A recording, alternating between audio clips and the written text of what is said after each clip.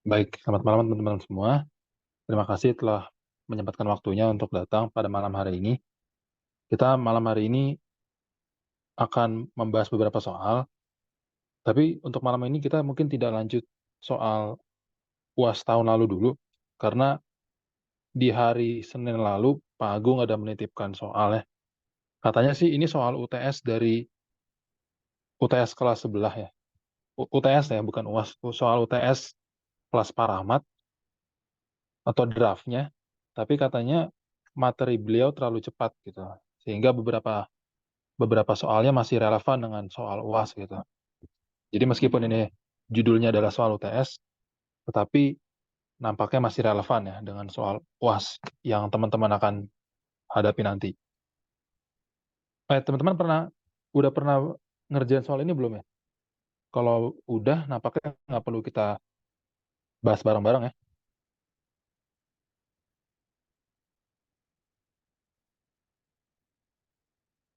Gimana teman-teman? Udah pernah ngeliat soalnya belum ya?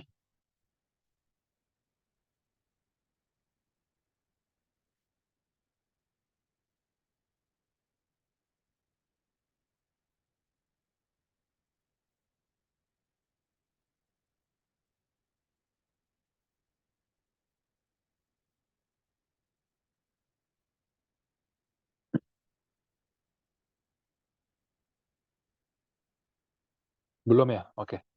Jadi kita coba bahas aja ya materi ini.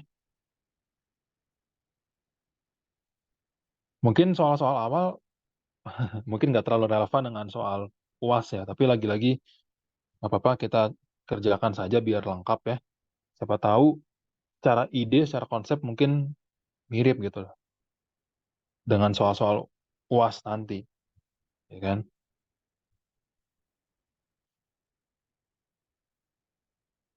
Soal pertama ini ya, diberikan sebuah vektor F seperti pada soal, lalu diberikan lintasan L, lintasan tertutup ya. Daerah yang dilingkupinya adalah S, lalu diminta untuk membuktikan teorema Stokes. Oke, ya ini sebenarnya tidak relevan dengan UAS ya, karena materi kalkulus vektor kan materi yang awal banget ya. Tapi nggak apa-apa ya, untuk warm up ya, kita coba kerjakan. Nah, kita review lagi teorema Stokes. Teorema Stokes itu mengaitkan antara integral lipat 2 dengan integral lipat 1 ya, integral lintasan gitu. Dalam hal ini, sorry, dia nggak kepol.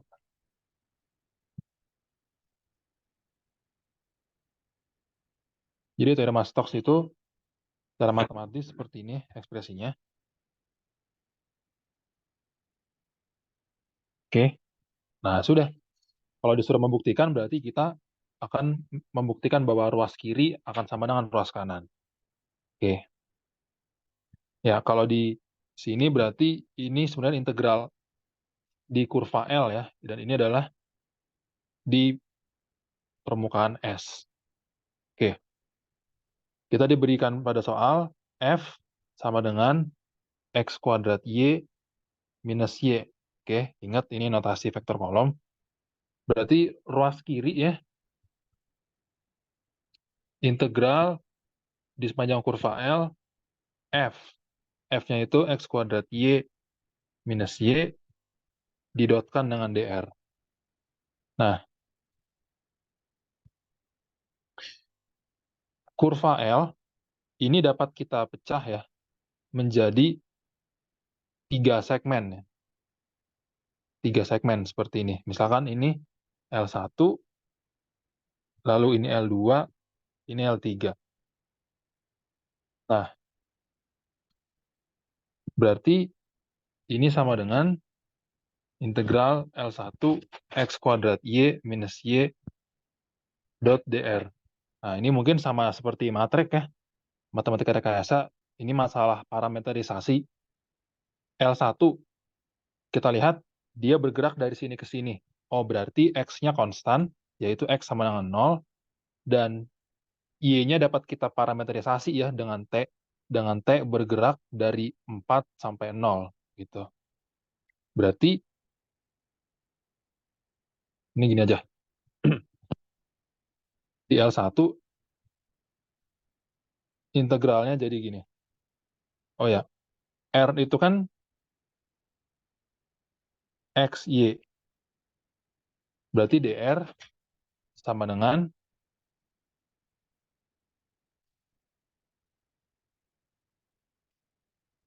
dx dy atau sama dengan x dot y dot dt. Itu ya. Berarti kalau L1 kita parametrisasi, dia integralnya integral dari T sama dengan 4 sampai T sama dengan 0. Tadi X kuadratnya dia 0 ya. Berarti ini jadi 0, minus Y jadi minus T, kemudian DR, X dot Y dot. Berarti 0, 1, dt. Gitu. Berarti integral 4 sampai 0 minus T dt. Nah, L2, kita lihat dari sini bergerak ke sini. Dari 0,0 ke 2,2. Oh, berarti parametrisasinya kita bisa buat R itu sama dengan T, T ya. Dengan T-nya bergerak dari 0 sampai 2. Oke. Ini teman-teman aman ya masalah parametrisasi. Kalau ada yang kurang jelas bisa langsung dipotong. Oke.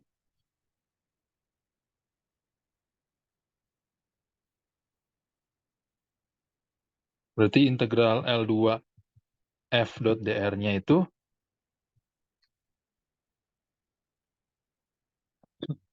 sama dengan integral T dari 0 sampai T sama dengan 2. F-nya berarti T kuadrat kali T ya. T pangkat 3 minus T didotkan dengan 1 dt. Berarti integral 0 sampai 2 T pangkat 3 minus T dt. Tuh. Ini dapat dihitung sendiri ya. Sedangkan L3, kita lihat, dia bergerak dari sini ke sini, dari 2,2 ke 4,0. Oke, dia bergerak dari 2,2 ke 4,0. Berarti kalau kita parametrisasi, R-nya itu, nah, kita coba tentukan waktunya dulu. Enaknya, waktunya misalkan dari 0 sampai 2 ya.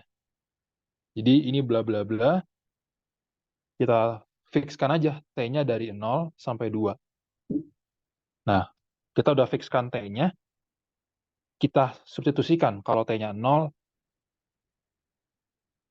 kalau T-nya 0, kita lihat X-nya 2. Kalau T-nya 2, X-nya jadi 0. Sorry, X-nya 4, sorry. Oh, berarti kita bisa tuliskan XT itu adalah 2 tambah T ya. Sedangkan YT itu 2 dikurang T. Gitu. Berarti ini 2 tambah T, ini 2 kurang T. Berarti integral L3 F dot dr sama dengan integral T dari 0 sampai 2, F-nya 2 plus T, 2 minus T, didotkan dengan, nah, tadi ya ingat ya, dr itu jadinya X dot Y dot dt. Berarti 1 min 1 dt. Integral 0 sampai 2, 2 tambah T minus 2 dt. Di integral 0 sampai 2, T, 2T dt. Sorry. Oke, ini bisa dihitung sendiri ya, teman-teman. Nah, berarti simpulannya, di ruas kiri tadi ya, integral L F dot dr sama dengan integral L1 f dot dr tambah integral L2 f dot dr tambah integral L3 f dot dr. Itu. Ini aku kotakin deh. L1, L2, ini L3. L3 tuh yang ini ya. L3 yang ini. L2 yang ini. L1 yang ini. Gitu. Ntar hasilnya adalah sebuah angka gitu. Oke. Nah, itu ruas kirinya. Ini ruas kirinya.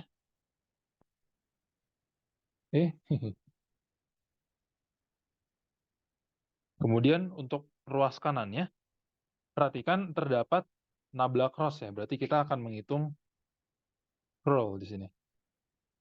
Curl. Berarti ruas kanan integral lipat 2 sepanjang kurva S nabla cross F dot ds ya. Oke. Nah, F-nya kita ambil lagi ini.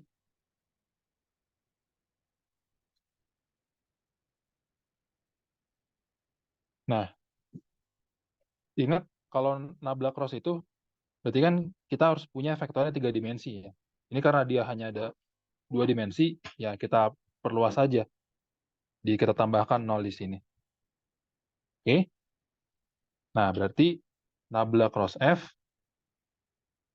itu kan berarti dodo X, dodo Y, dodo Z ya. Dikroskan dengan X kuadrat Y minus Y 0. Nah, kita tahu kalau 2 dimensi seperti ini, maka komponen X-nya itu akan 0. Komponen ini juga akan 0. Berarti kita hanya perlu menghitung yang komponen ini saja ya, yang komponen di sumbu Z-nya, yaitu cara cross product. Berarti ini kali ini dikurangi dengan ini kali ini. Nah, berarti kotak biru ini sama dengan dodo X dari minus Y dikurang dengan dodo Y dari X kuadrat Y. Berarti 0 minus X kuadrat. Berarti minus X kuadrat ya. Minus X kuadrat di arah katopi ya. Seperti itu. Nah, berarti double integral ya ruas kanan gitu ya. Ruas kanannya sama dengan double integral 0, 0 minus X kuadrat didotkan dengan ds. Nah, ini yang agak tricky nih. ds ini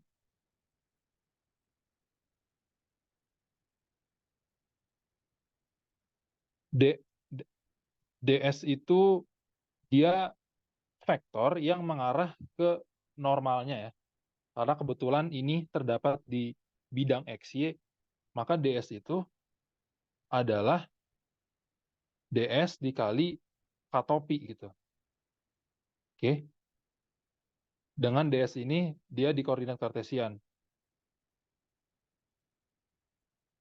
Dan kita bisa ingat kembali dulu ya, pas saat kita membahas di modul 1 di awal sekali,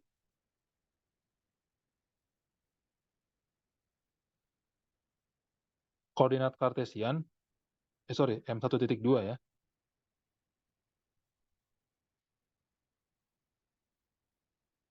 Nah ini, koordinat kartesian, ds itu adalah ini.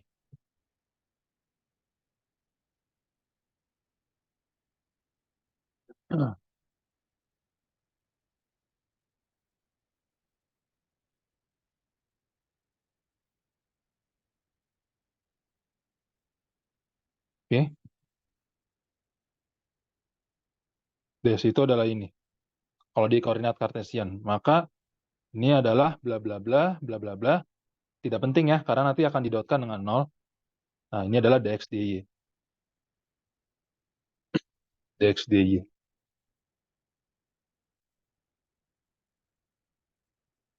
Ini nabla cross F, ini adalah vektor ds-nya. Nah, sekarang S-nya ini apa nih? S-nya ini. Nah, ini juga agak tricky nih. Kita harus menyatakan ini dalam X dan Y. Berarti kan integral lipat 2 ya jadinya ya.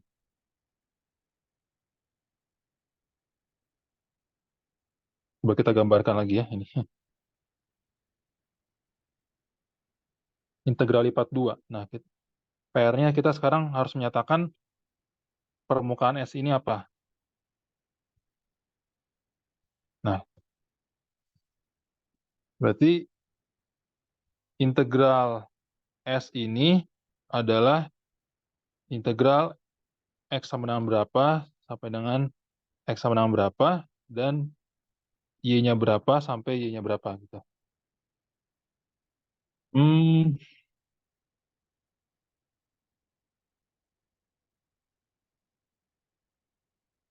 paling gampang kita ini ya, kita lihatnya ke arah sini ya. Jadi nanti X-nya itu sesimpel dari X sama dengan 0 sampai X sama dengan 4. Atau nanti gini, X0 sampai X-nya 2. Dan Y-nya itu dari Y-nya 0 sampai dengan Y sama dengan X ya. Ya kan? Kita bagi kedua segmen. Let's say ini S1, S2. Kita tembus ke atas seperti ini ya. Kan perpotongannya di X, Y sama dengan 0 sama Y sama dengan X. Oke?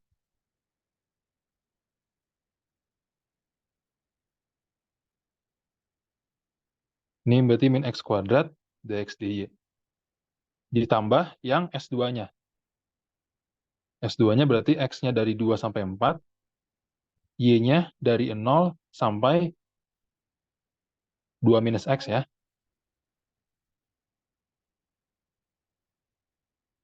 Oke, jadi sama kita lagi-lagi caranya. Di daerah 2 kita tembus seperti ini. Ini kan Y sama dengan 0. Ini Y sama dengan 2 minus X. Betul nggak ya? 2 minus X. Sebentar.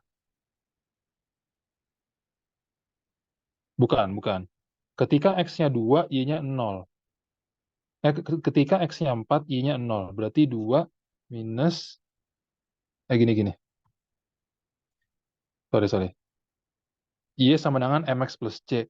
Gradiennya min 1. Berarti min X tambah C gitu ya.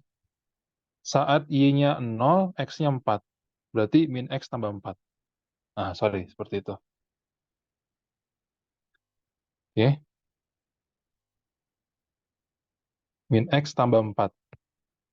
Min X kuadrat dx dy. Atau dy dx. Ya. Nah, ini teman-teman bisa ngitung double integral ini kan ya? Nah, atau kita tulis sedikit lagi ya, sedikit lagi. Berarti kan jadinya integral X dari 0 sampai 2 minus X kuadrat X minus 0 ya, dx, ditambah integral X dari 2 sampai 4 minus X kuadrat minus X tambah 4 dx. Ya, ini dapat dihitung ya. Hasilnya kita kotakkan seperti ini. Gitu.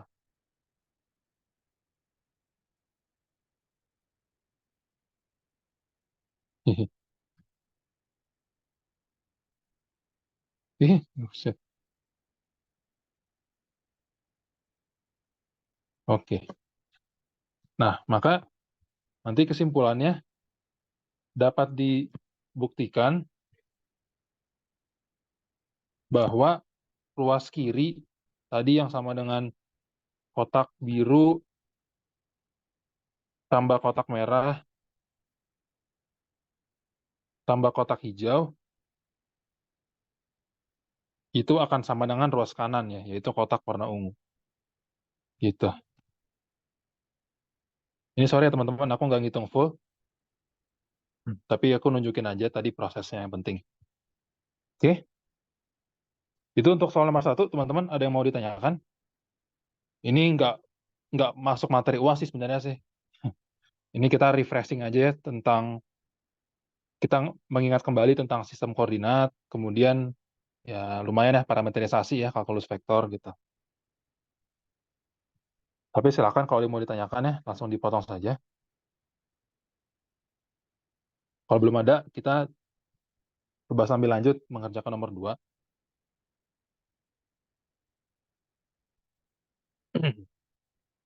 Oke, nomor 2, terdapat sebuah medan E0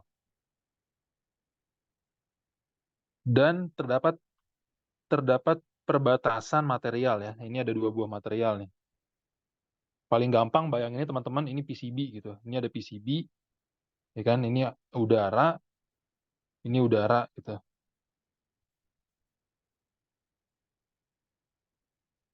Material di perbatasan ini punya nilai permitivitas relatif 3 dan 6. Lalu diminta menghitung sudut yang dibentuk medan E0 dengan sumbu Z di setiap perbatasan. Oke. Ingat kembali bahwa ketika sebuah medan itu melewati sebuah batas, ini misalkan material 1, material 2, maka dia akan terjadi pembiasan ya, sama seperti cahaya ketika berpindah medium. Medan listrik pun juga akan mengalami pembiasan, maka dia akan membentuk sudut terhadap sumbu Z. Oke. Ini misalkan theta 1, ini theta 2 gitu. Nah, kalau di ngomongin cahaya ya, pembiasan cahaya, kita kan kenal namanya hukum Snellius ya.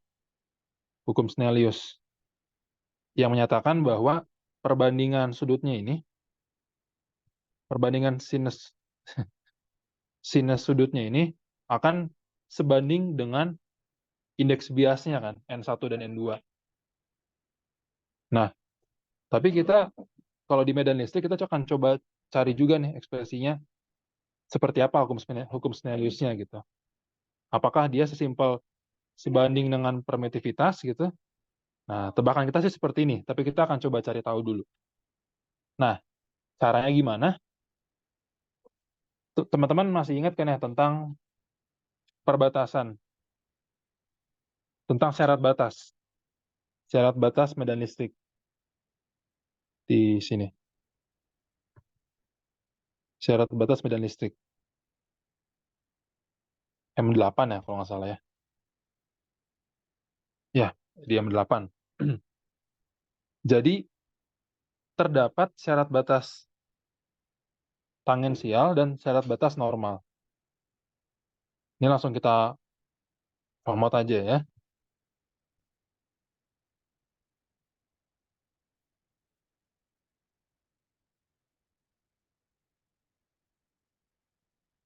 Nah, terdapat syarat batas tangensial dan syarat batas normal.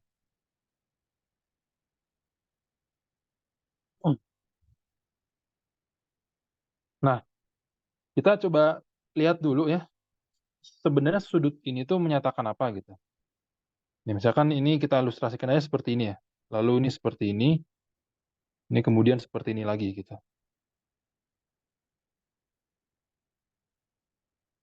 Maka yang mau kita cari adalah theta 1 dan theta 2 ya. Dan theta 3 juga sebenarnya. Tebakan kita sih theta 3 juga akan sama dengan 30 derajat ya. Tebakan kita. Tapi kita juga akan coba cari lagi. Nah, dengan trigonometri, teman-teman bisa bagi komponen E0 ini menjadi komponen normal dan komponen tangensial ya. Nah, berarti tangan theta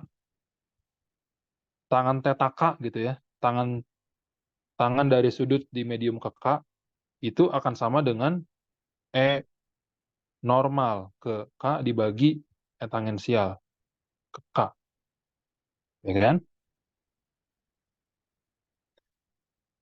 Nah, berarti kita untuk mencari tahu theta 2, berarti kita goalnya harus mencari EN2 dan ET2. Dan kita bisa mencari ini dengan menggunakan syarat batas terhadap ini, medium 1 ini ya. Medium yang sudah diketahui berapa sudutnya. Oke.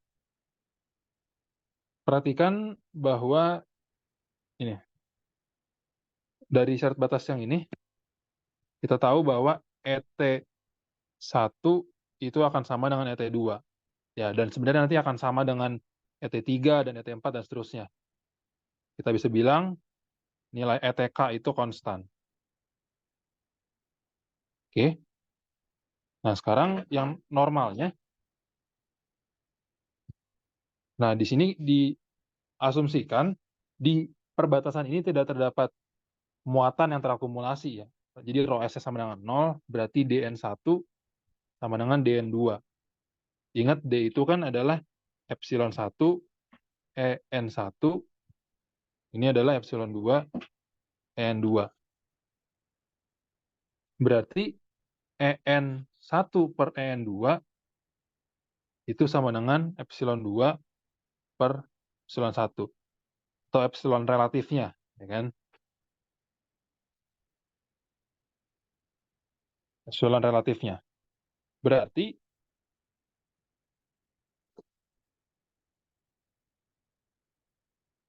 kita coba hubungkan dengan ini aja. Berarti tangan theta 2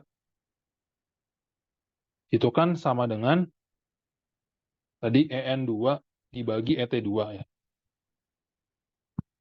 Dan ini sama dengan ET1. Dari sini kita dapatkan EN2 itu sama dengan epsilon R2 per epsilon R1 dikali EN1. Berarti ini adalah EN1 dikali epsilon R2 per epsilon R1. Nah, tadi EN1 per ET1 itu kan sama dengan tangan theta 1 ya. Tangan theta 1. Berarti kita punya ekspresi tangan theta 2 per tangan theta 1 itu akan sama dengan epsilon R2 per epsilon R1. Oh, ternyata hukum Snell-nya agak berbeda gitu ya kalau untuk medan listrik gitu. Ya, sebenarnya kalau sudut kecil ya, untuk theta mendekati 0, ya kan theta akan mirip dengan sin dan akan mirip dengan tan ya.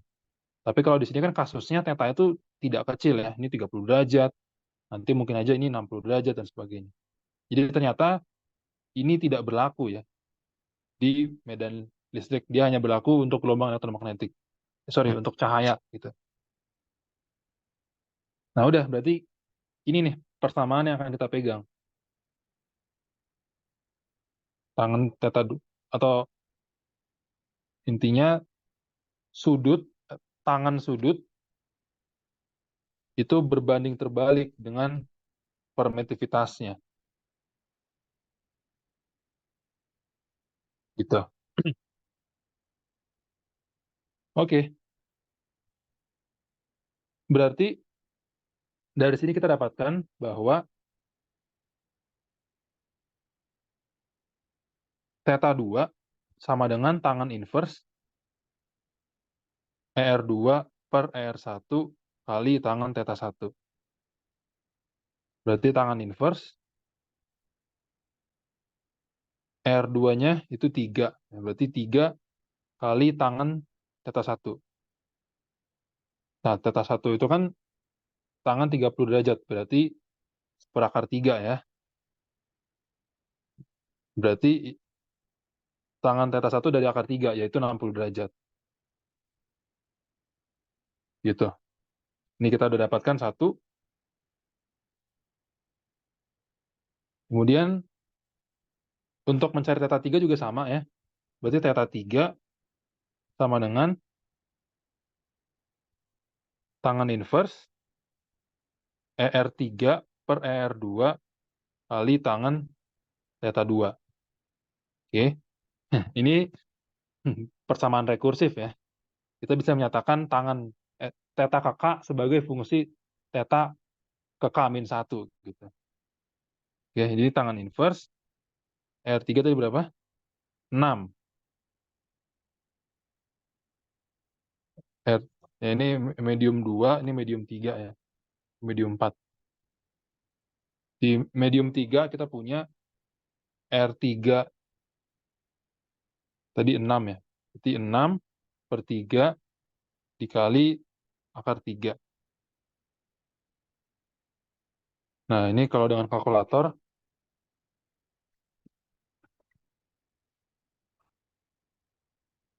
kalau kita hitung dengan kalkulator, modenya dalam sudut tangan inverse 2 akar 3.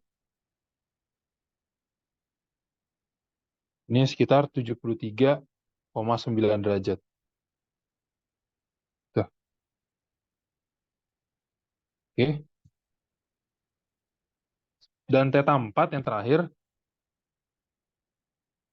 sorry, ini kita penamaan nggak konsisten ya. Ini theta 2, ini theta 3, ini theta 4 ya. Ini theta 1. Sedangkan theta 4, tebakan kita tadi akan sama dengan 30 derajat. Nah, jadi kalau kita hitung, tangan inverse R4 per R4 per R3 ya. 3 kali tangan theta 3. Berarti tangan inverse R4 1 ya. 1 per 6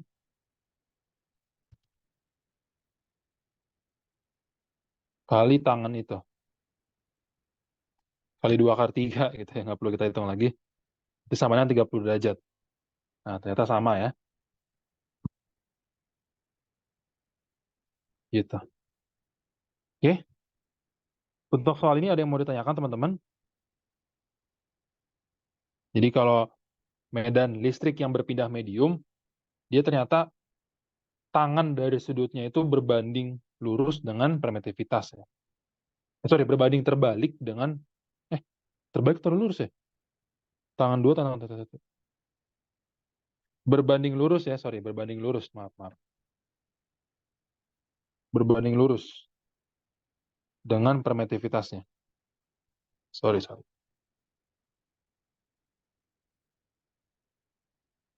Aku cek dulu. Aman ya nampaknya. Ini 5 orang. Oke, nggak apa-apa.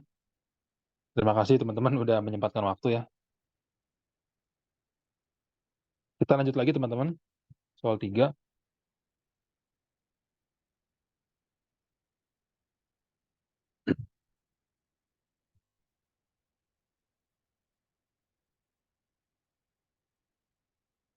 Diagram berikut menunjukkan bola dari sebuah logam dengan tebal D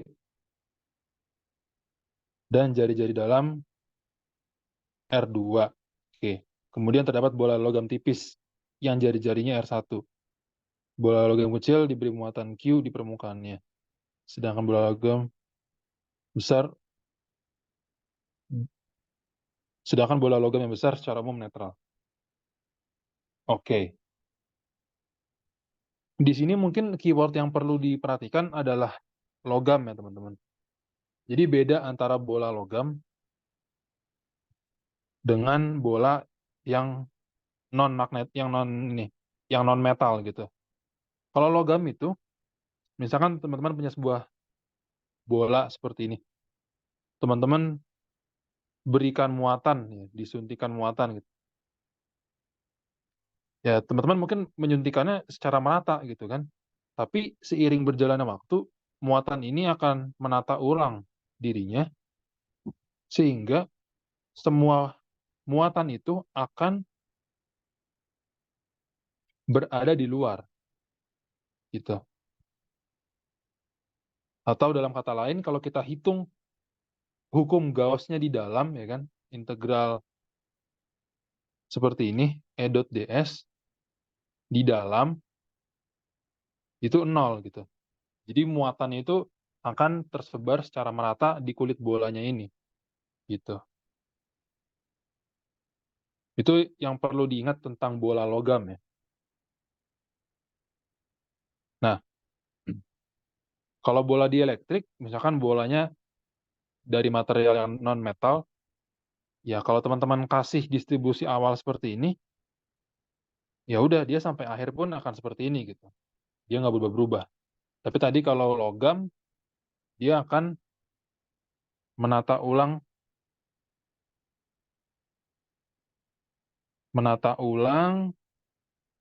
muatannya sehingga di dalamnya ini tidak terdapat medan listrik gitu ya. Atau ini secara umum kita kenal dengan prinsip sangkar Faraday ya, Faraday cage. Faraday cage.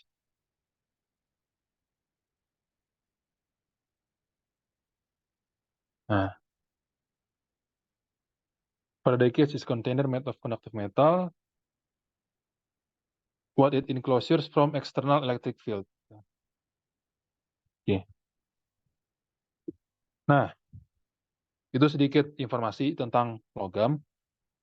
Kemudian untuk mencari medan listrik pada masing-masing daerah, berarti kita gunakan hukum Gauss ya. Hukum Gauss yang menyatakan bahwa flux listrik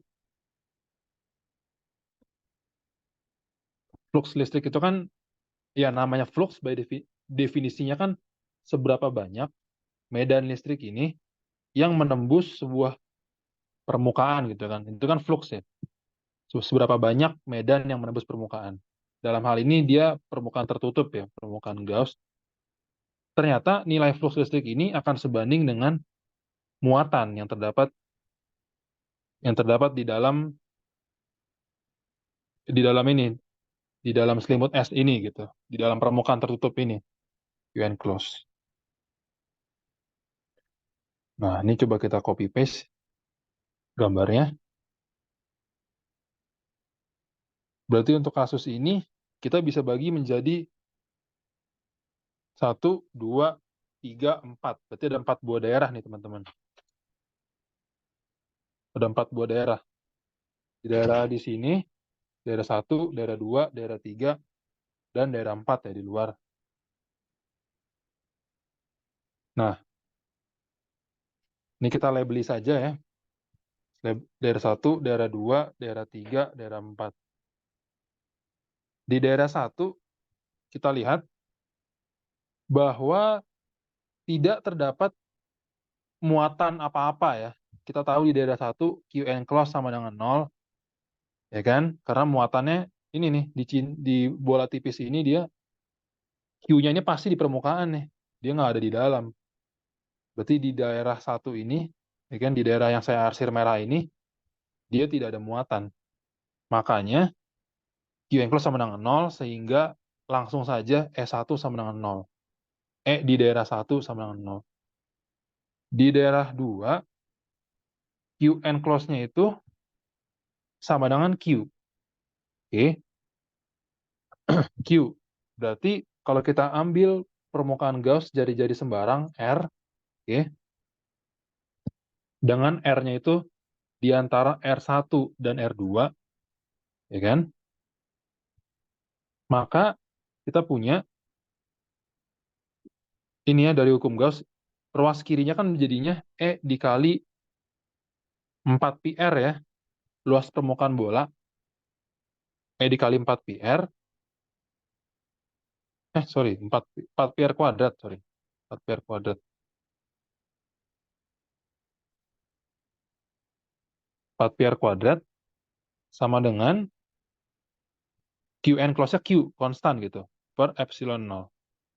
Berarti E sama dengan Q per 4π epsilon 0 R kuadrat. Dengan R-nya dari R1 sampai R2. Gitu. Nah, di daerah 3,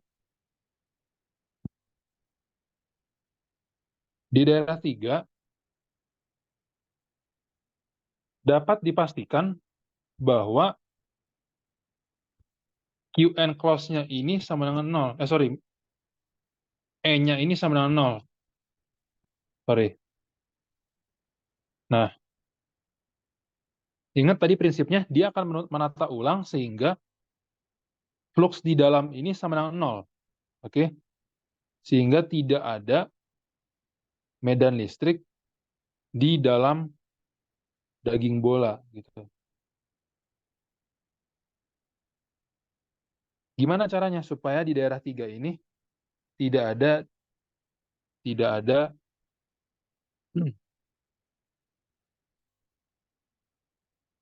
daerah 3 ini tidak ada medan listrik. Karena di dalam sudah ada muatan Q,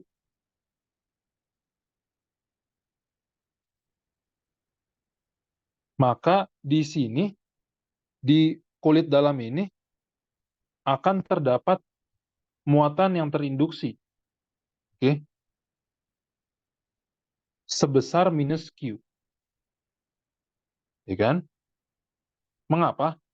Karena kalau misalkan di kulit dalam ini, di kulit dalam bola, terinduksi muatan sebesar minus Q. Kalau misalkan demikian, maka kan di daerah sini, di daerah kuning sini kan, Qn close-nya bakal 0 ya. Ya kan? Karena Q ditambah minus Q sama dengan 0 gitu. Nah, demi menjaga kekekalan muatan, dibilang nanti dia ada berapa gitu. Oh, dibilang netral ya, sorry, dibilang netral. Supaya dia netral, kan di dalam terinduksi muatan sebesar minus Q. Maka di luar harus dikompensasi dengan sebesar Q. Gitu. Dengan tujuan tadi net charge-nya itu 0. Gitu. Di luar muatan sama dengan plus Q. Supaya secara umum netral. Ya kan? Q tambah minus Q sama dengan 0. Ini sih yang paling teman-teman perlu perhatikan tentang induksi ini ya. Ini ada yang mau ditanyakan dulu teman-teman. Aku cek dulu. Langsung dipotong saja ya kalau ada pertanyaan. Berarti konsekuensinya di daerah 3 E sama dengan 0. Di daerah 4 yang terakhir. Nah, Qn close-nya ya tadi sama dengan Q ya. Qn close sama dengan Q berarti sama saja E sama dengan Q per 4pi epsilon 0 R kuadrat, tapi R lebih besar dari R2.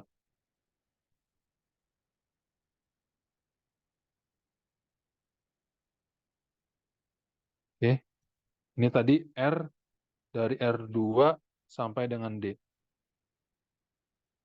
Sorry, ini lebih besar sama dengan D, maaf. Sorry, D tambah R2, sorry. D tambah R2.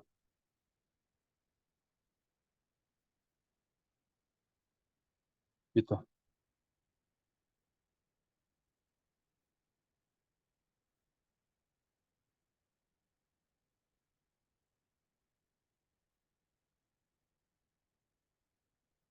Kalau di soal cuma AB sama C doang ya. Ini kita terlalu banyak mencari. Ini kan daerah A ya. Kawasan A, ini kawasan B, ini kawasan C. Tapi nggak apa-apa lah ya, kita bonus ya. Ada kawasan D juga di sini. Sorry, ada kawasan D dan kawasan E ya.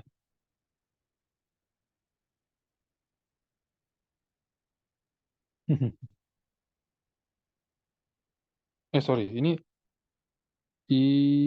D nih, sorry nih. R2 tambah D nih, typo ini. Ini kawasan D lah sebutannya. Nah, berarti E sebagai fungsi R, dia arahnya adalah radial keluar ya pasti ya. Jadi bla bla bla R topi ntar. Nah, kita nyatakan di sini 0, lalu kaki per R kuadrat, lalu 0 lagi, lalu kaki per R kuadrat. Ini untuk R kurang dari R1, ini R1 sampai R2, ini R2 sampai dengan R2 tambah D, ini R lebih besar dari R2 tambah D. Gitu ya, teman-teman. Atau kalau secara grafik, dia sesungguhnya sama saja dengan ini, seolah-olah terdapat muatan titik gitu. Tapi dia nanti ada kalanya dia 0. Jadi kalau kita gambarkan secara grafik, ini R,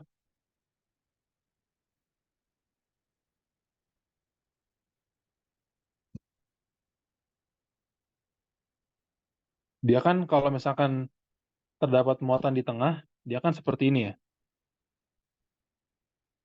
Kan ini tuh sebanding dengan 1/R kuadrat. Tapi ada kalanya dia 0 nih. Dia 0 sampai ke sini, sampai ke R1, kemudian sampai R2, dia ada nilainya lagi, lalu 0 lagi, sampai ke R2 tambah D. Dia ada nilainya lagi. Oke. Jadi secara grafik seperti ini, teman-teman.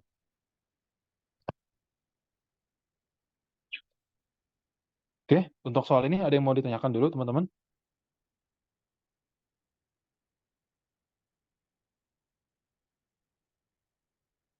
Langsung dipotong saja ya kalau ada pertanyaan. Coba aku cek dulu. Nampaknya aman ya.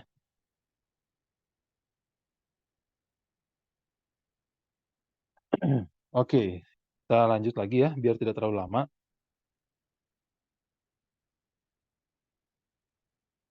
Soal nomor 4, suatu kapasitor plat paralel seperti ini. Hitunglah kapasitansi dari kapasitor tersebut. Oke, kita bisa menurunkan dari awal ya, persamaan C seperti apa, dan atau kita bisa menggunakan imajinasi sedikit.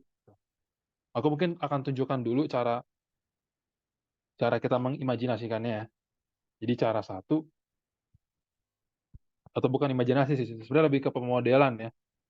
Pemodelannya. Jadi prinsip satu yang perlu kita ketahui, kalau kita punya kapasitor plat paralel seperti ini,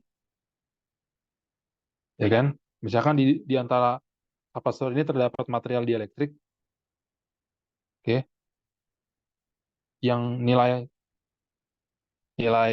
permitivitasnya itu nilainya E gitu ya, atau epsilon 0 kali epsilon R sama dengan E, maka nilai kapasitansi itu dia akan sebanding dengan kapasitansi berbanding lurus dengan luasannya ini dan berbanding terbalik dengan jaraknya ini. Oke, A epsilon per D. Itu dulu prinsipnya. Nah, dari sini kita kan bisa membayangkan susunan ini sebagai ya seri maupun paralel dari kapasitor gitu ya. Berarti kalau kita modelkan sesungguhnya ini itu dapat kita modelkan seperti ini. Jadi bayangin aja, ini ada dua buah titik ya. Di sini ada kapasitansi 1, ini ada kapasitansi 2, dan ini ada kapasitansi 3. Gitu. Dengan C1 itu adalah A, karena dia udara, maka epsilon 0 ya. Dibagi dengan 1 mm. Ini kita misalkan 2D gitu ya. 2D sama dengan 2 mm. Berarti C2 sama dengan A epsilon 0 dikali epsilon R mika dibagi D. Sedangkan C3 A dikali epsilon 0 dibagi 2D. Gitu. Nah, A epsilon 0 per D kita sama dengan kotak gitu ya. Maka ini akan sama dengan 6 kotak, ya kan? Dan ini akan sama dengan setengah kotak. Berarti kotak itu nilainya adalah luasannya. Luasannya pun bahkan beda ya. Luasannya, let's say ini sama dengan 2A ya. 2A. 2A, oke 2A. Maka luasan ini kan akan sama dengan A ya. Ini juga luasannya akan sama dengan A. Maka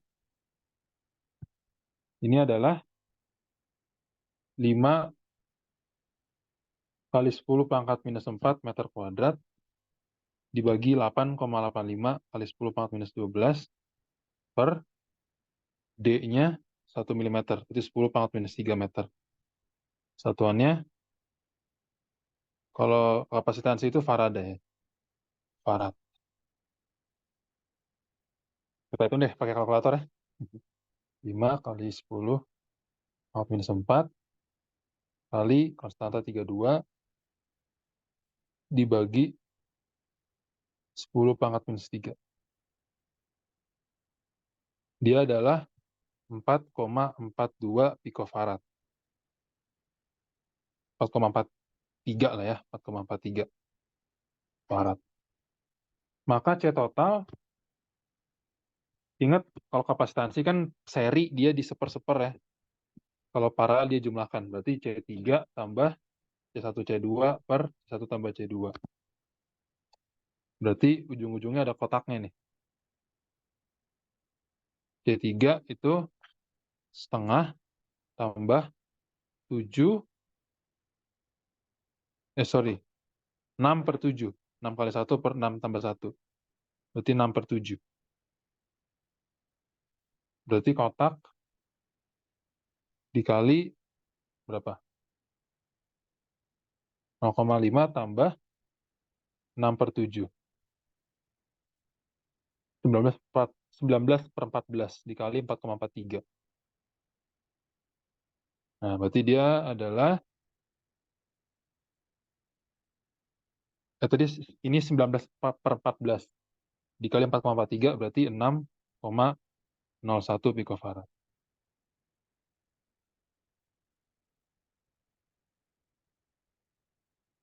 Itu ya. Ya, ini cara pemodelan dan secara umum sih kalau misalkan keluar seperti ini itu diperbolehkan ya. Ya kalau misalkan cara duanya ya teman-teman sebenarnya basically nurunin rumus sih. Jadi kita tahu bahwa by definition C itu kan adalah Q per V, kan? Q per V. Kalau ada dua buah pelat seperti tadi, maka by default selisih muatan antara kedua ini adalah Q gitu. Misalkan di sini adalah plus Q, maka di sini adalah Q itu di salah satu pelat ya. Ya di salah satu pelat gitu. Ini Q, ini minus Q. Maka nanti kan secara otomatis akan ada medan listrik, ya kan? Akan ada medan listrik karena beberapa region di sini itu ada yang ada ininya, ada dielektriknya seperti ini. Maka nanti ketika teman-teman menggunakan hukum Gauss, jadi nanti teman-teman pakai hukum Gauss untuk dapat nilai E-nya. Oke, dari sini dapat E sama dengan bla bla bla. Gitu kan. Tapi nanti hati-hati di daerah yang hijau sini karena dia punya nilai epsilon R. Itu 6. Nah, dari hukum Gauss, teman-teman dapat ekspresi E-nya berapa, lalu nanti nilai V itu dia adalah integral E dot dl. Integral E dot dl.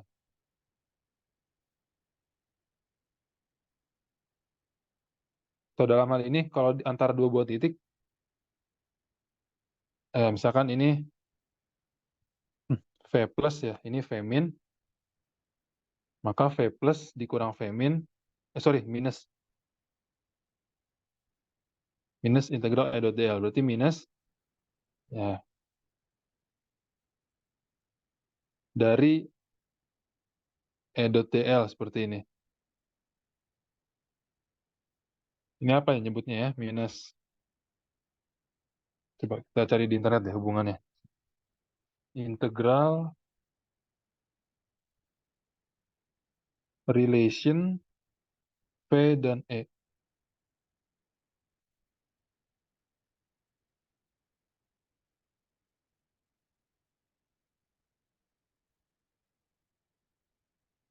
Nah gini gitu ya. Berarti minus ke plus gitu. Oke.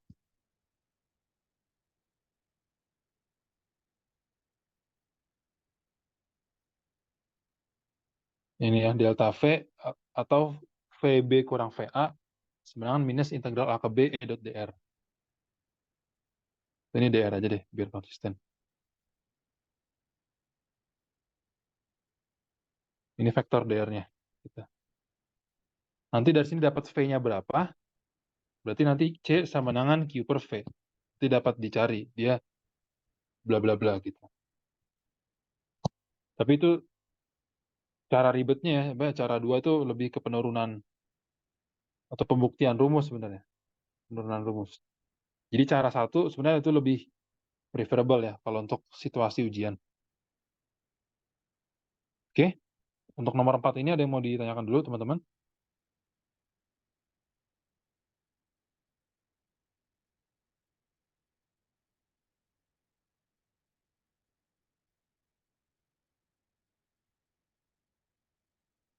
Sebelum ada ya. Ya, nomor 4 nampaknya udah kita jumpai semenjak ini ya, zaman UTBK dulu ya. Kalau soal fisika SMA gitu. Nah, ini soal nomor terakhir. Diketahui sebuah arus mengalir pada kabel berbentuk persegi dengan ukuran W kali W. Oke, tentukan besarnya dan arah medan magnet pada titik P. Oke. Nah, yang cukup membuat soal ini agak rumit adalah titik P ini tidak simetris ya. Kalau misalkan P ini di tengah, di W per 2, W per 2, W per 2, nampaknya sih perhitungan lebih mudah. Tapi ini P tidak simetris, sehingga nampaknya akan butuh matematis yang cukup panjang di sini. Tapi secara umum, kita kan diminta untuk menentukan berapa medan magnet pada sebuah kawat yang dialiri arus listrik, I. Nah, teman-teman ingat nggak apa hubungan antara medan magnet dengan arus listrik? Yaitu hukum ampere ya, hukum ampere. Hukum ampere menyatakan bahwa medan kalau kita punya kalau kita punya arus listrik, ya kan, maka di sekitar kabel ini, kawat ini akan ada medan magnet yang memusari. Atau secara umum di integral B dot dl, ya kan, medan listrik yang memusari ini akan sama dengan UN close. Betul ya? Coba kita cari di internet. Ampere's law.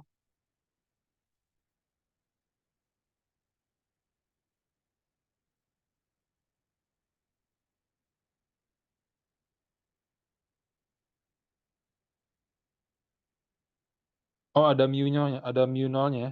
Berarti mu nol kali UN close. Atau mu kali UN close. Nah, namun dalam kasus ini kurang pas karena I-nya ini tuh tidak enclose ya, tidak enclose. Jadi yang lebih cocok nampaknya untuk kasus ini bukan hukum ampere, tapi hukum Biot-Savart. Kalau teman-teman masih ingat dari fisika 2A dulu ya, hukum Biot-Savart. Nah, hukum Biot-Savart itu ini menyatakan hubungan antara hukum Biot-Savart menyatakan hubungan antara ini arus listrik dan medan magnet di suatu titik yang sembarang gitu. Jadi ada titiknya nih, kita mau cari secara spesifik di suatu titik berapa medan magnetnya. Nah, dan nampaknya untuk kasus ini dia lebih cocok ya, seperti itu ya.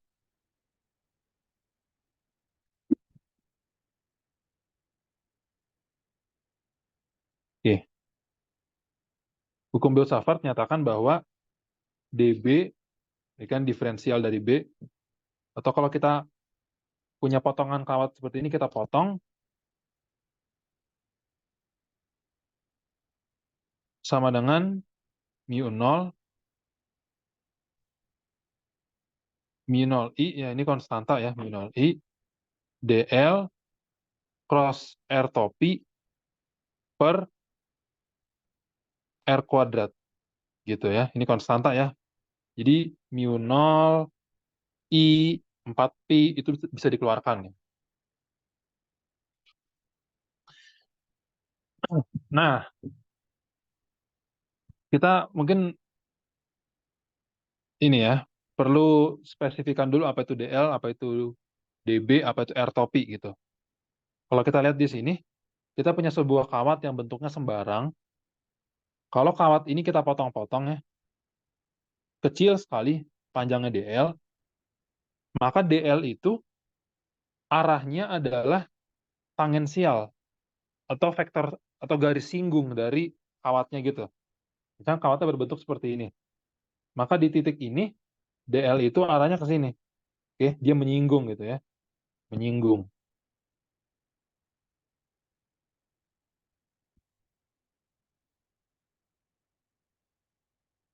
Nah, berarti kalau kita mau mencari B total, ya kan? Mau mencari B total, maka kita akan integralkan DB ini di sepanjang kurva C. Ini let's say tersebut dengan kurva C ya. Nah, ini dapat kita pecah-pecah ya, sama seperti tadi menjadi 4 buah kurva, C1, C2, C3, dan C4.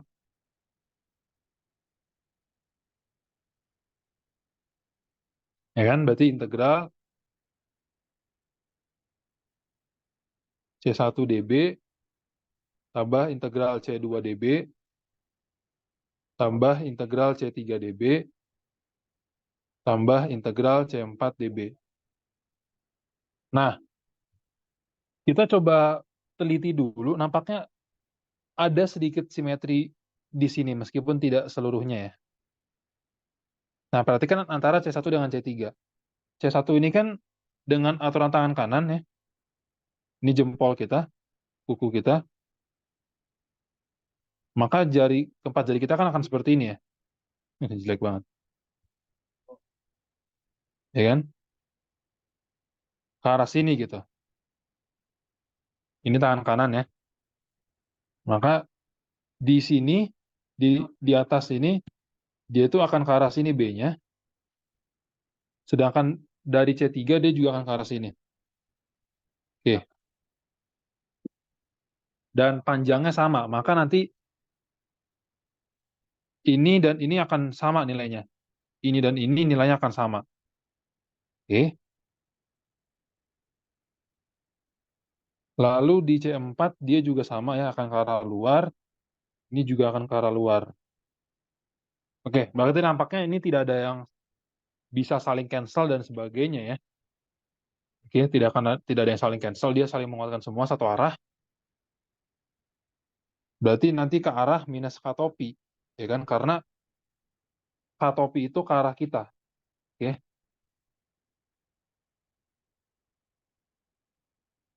Oke, K topi itu ke arah kita. Maka nanti B-nya itu adalah bla bla bla minus K topi gitu. Oke.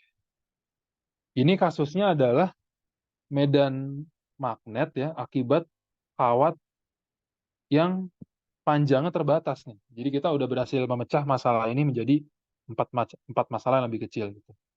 Jadi kasus basisnya seperti ini. Kita ada kawat yang panjangnya terbatas, ya kan? Dialiri arus seperti ini sebesar I. Jaraknya juga tertentu gitu, D misalkan. Jaraknya D. Maka ini panjangnya L ya, atau kita gambarkan sistem koordinat misalkan ini X sama dengan L atau L per 2, ini X sama dengan minus L per 2. Atau W aja ya biar konsisten. Nah, ini kasus basisnya ya. Kasus dasarnya lah, kasus dasarnya. Nah, berarti hukum Biot-Savartnya ini kalau kita copy,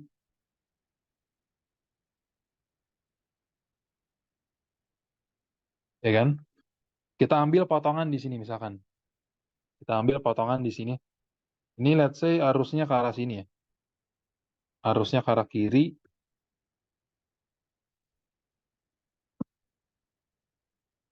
Maka nanti medannya ke arah sana.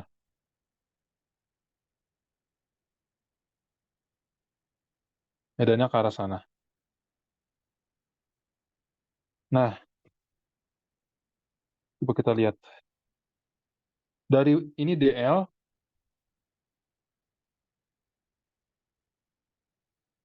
ini DL, dari sini ke sini, itu adalah vektor R.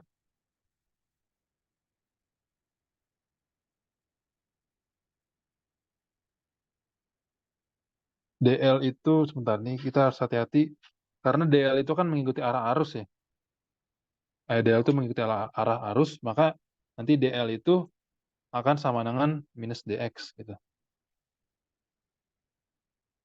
Minus DX itopi. Oke, ini arah sumbu X ya.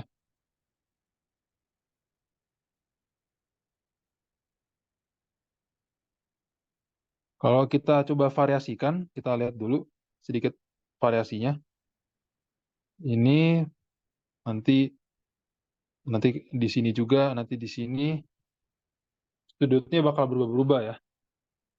Ini kita nampaknya akan ubah integralnya dari domain X menuju domain theta nampaknya. Ini agak rumit nih integralnya. Hmm, oke.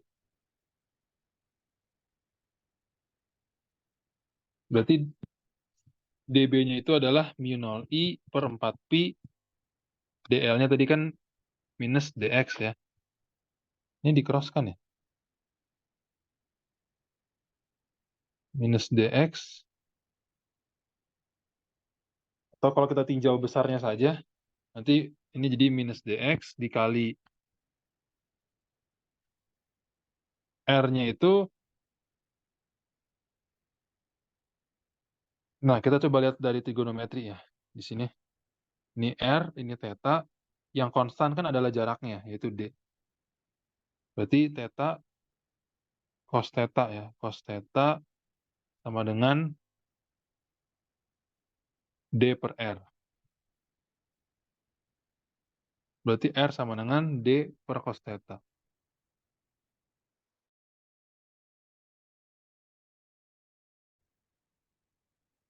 Atau pi. Sorry, ini R topi ya. R topi. DL cross R itu sama dengan DX tapi minus K topi gitu ya. Langsung. Ini per, ini kan tadi R sama dengan D per cos theta. Berarti D per cos theta kuadrat. Begini.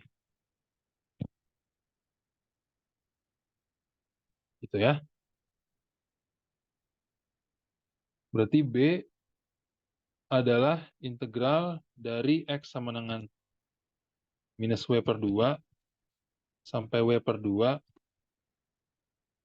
Ini kita keluarkan min 0 I per 4 pi-nya. Nah ini yang jadi masalah nih. Ini D juga kita keluarkan saja karena konstan ya. dx per cos, naik dia ya. Cos kuadrat theta dx di arah minus katopi.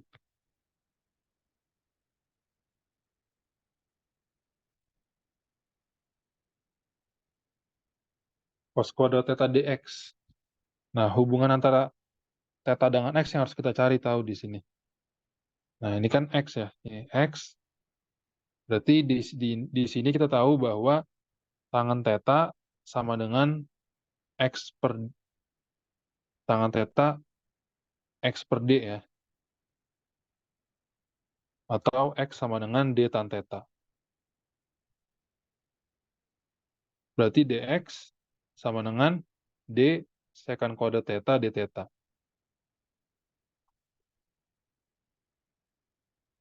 Oke. Dx adalah d secant kuadrat theta d theta. Nah, kita perlu cari tahu kalau x-nya itu minus w per 2, dia tetanya berapa. Dan juga saat x-nya w per 2, tetanya berapa. Dengan trigonometri sederhana ya, kita dapat tentukan dari sini. Ini kan tetanya. Berarti ini kan jadinya w per 2, ini d ya. Berarti theta sama dengan tangan inverse w per 2d.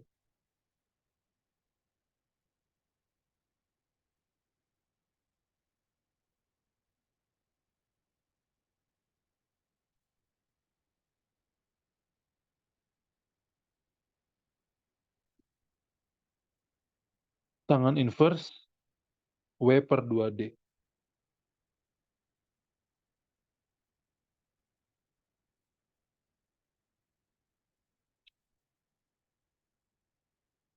Hmm,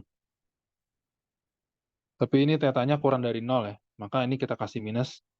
Sedangkan kalau x-nya w per 2, berarti tetanya positif tangan inverse w per 2d. Berarti ini integralnya jadi mu 0 per i per 4pi d kuadrat integral dari theta tangan inverse w per 2d minus ya, minus tangan inverse w per 2d sampai dengan positif tangan inverse w per 2d dari cos kuadrat theta dikali d sec kuadrat theta d theta. Nah, kebetulan sekali ya, cos kuadrat dan secant kuadrat theta saling coret, maka jadinya mu 0 i per 4pi d dikali 2 tangan inverse w per 2d. Tuh. Jadinya mu 0 i per 2pi d tangan inverse w per 2d. Gitu. Ini kasus basisnya, kasus dasarnya. Nah, berarti untuk kasus lengkapnya, berarti kan B-nya itu, oh ya ini by the way di arah minus katopi ya. Di arah minus katopi.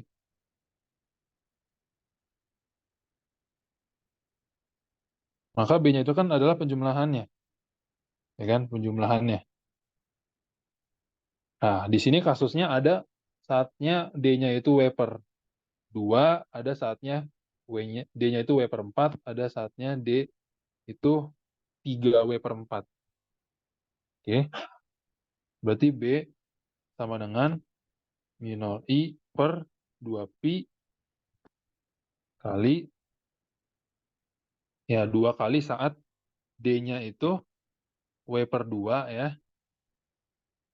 Betul ya, saat 2 W per 2, ini juga dikali tangan inverse W per 2 kali W per 2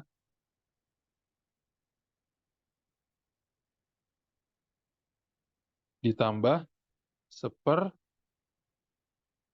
W per 4 kali tangan inverse W per 2 kali W per 4 ditambah 1/3 W per 4 kali tangan inverse W per 2 kali 3 W per 4.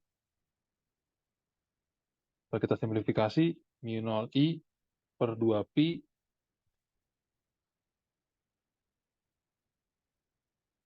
empat per W tangan inverse 1 tambah 4 per W tangan inverse 2 tambah 4/3 W, simbolnya deh, 4/3 W tangan inverse 2/3. Gitu ya. Ini dapat di arah minus katopi. Tuh. Ini dapat dihitung sendiri ya. Dengan angka-angkanya udah diketahui semua. Mi 0 itu kan 4pi kali 10 pangkat minus 7 Tesla. I-nya diketahui di soal sebesar, nggak dibilang ya, berapa ya?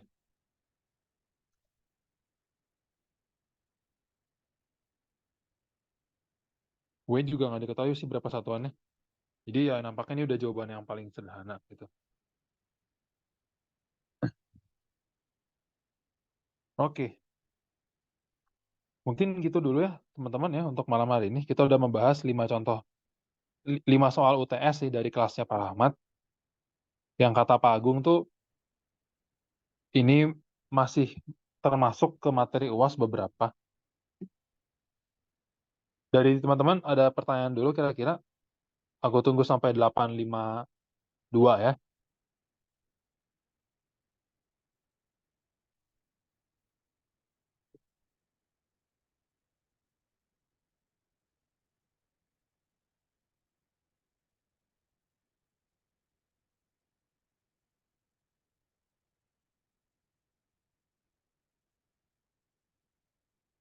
Kak, mau nanya.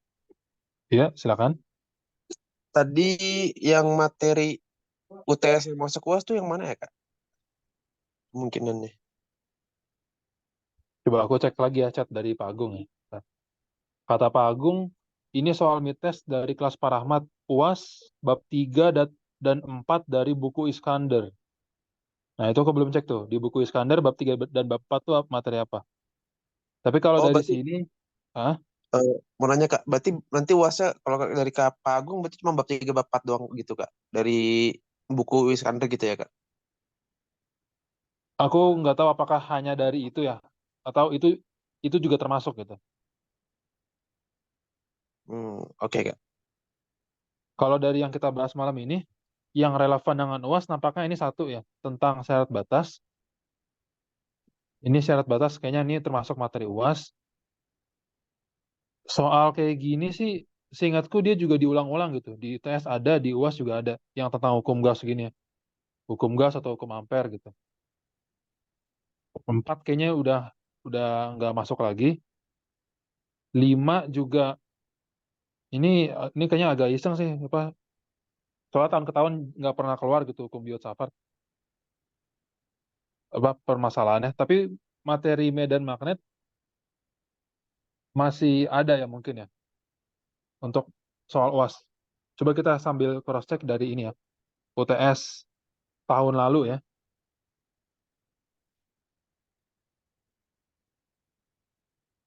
Kita cross check dari UTS tahun lalu ya. Maksudnya UAS, Kak. Maksudnya. Oh ya sorry, UAS UAS maaf Oke, Kak. 2023.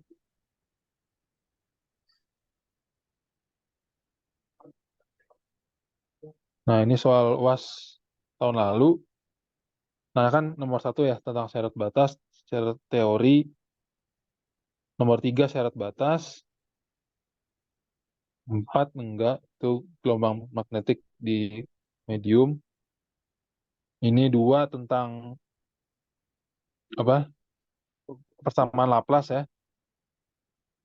Iya sih, kayaknya di malam hari ini yang relevan tuh tentang syarat batas doang ya, nampaknya. Kalau mengacu pada soal UAS tahun lalu, jadi nomor 3 doang yang, sorry, nomor 2 doang yang relevan.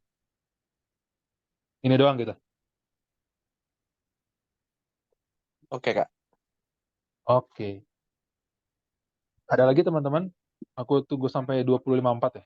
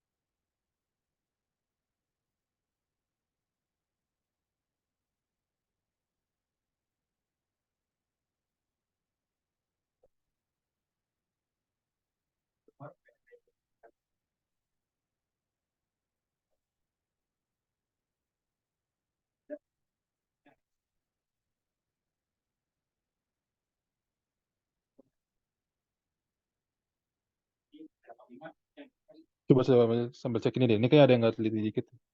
Cos theta D per R berarti R itu D per cos theta ya. Atau D sec theta. Ini harusnya D kuadrat ya. D kuadrat. D kuadrat. Berarti ini coret ya D-nya. D-nya habis. Berarti gini doang seharusnya. Lebih simpel dia harusnya.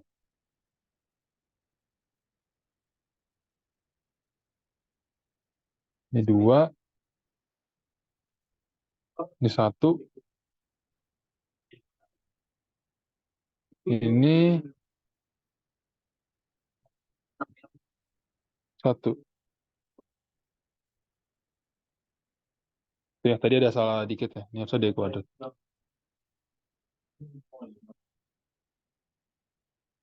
Oke, mungkin teman-teman untuk malam hari ini kayak gitu dulu ya. Mohon maaf kalau misalkan ada yang kurang jelas pada malam hari ini. Dan beberapa materi juga tidak terlalu relevan dengan UAS. Semoga bisa bermanfaat. Kalau teman-teman punya pertanyaan, silakan di chat ya ke aku melalui Line maupun MS Teams. Aku nggak keberatan gitu untuk bisa menjawab. Mungkin sekian dulu teman-teman dari aku. Terima kasih telah datang pada tutorial malam hari ini. Aku akhiri ya. Terima kasih teman-teman.